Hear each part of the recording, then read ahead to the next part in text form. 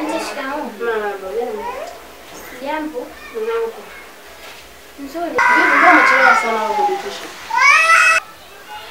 Nimechelewa leo tutakuwa tunafanya discussion. Yaani tumeanzia hapa. Hapa. Huko. Yaani hapa leo ilikuwa mengi.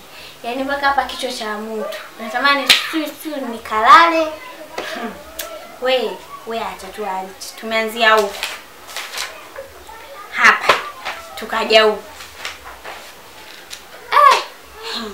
Leo kulikuwa na kazi. We acha tu. Kondo hivyo.